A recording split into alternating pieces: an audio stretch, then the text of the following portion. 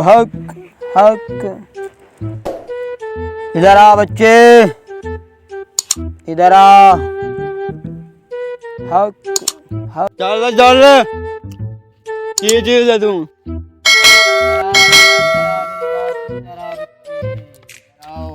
हाँ बाबा, अपनी जान का नजराना पेश करो। तेनू क्यों करा?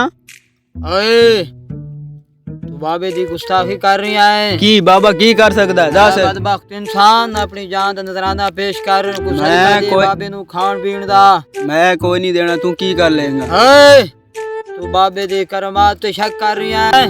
चल चल वड्डा तू बाबा। ए वेखी हूं करमात मेरे, की गिरी करन? मित्री अद्धी मिठी अद्धी कौड़ी। देखे बाबे दी बाबा जी करमात। बाबा जी बाबा जी ए, बाबा अपनी जी, जान मेरे तो का गलती नजराना हुई है पेश बाबा कर। जी।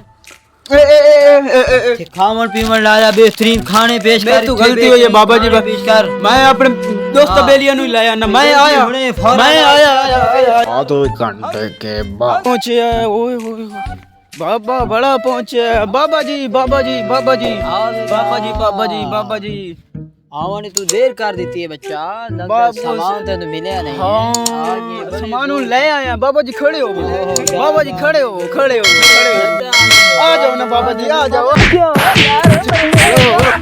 क्यों बड़ा के बनाई ने के ने तेनू दसिए क्यों मेरे न्यासा तेरी असलियत तू जान गया है।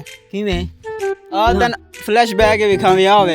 तो जी गाल पति के तिया भोग तो लीरो पे खाने आ ये बेटी इंशाअल्लाह ना पहुंच के करा आज तो पक्की भाग हाँ के और करेंगे के करिए मैं बनना चाहिए। बाकी सारा मेरा काम में तू चुप रहा।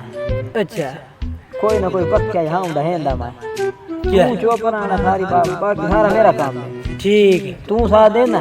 ठीक है को पता लग गया है?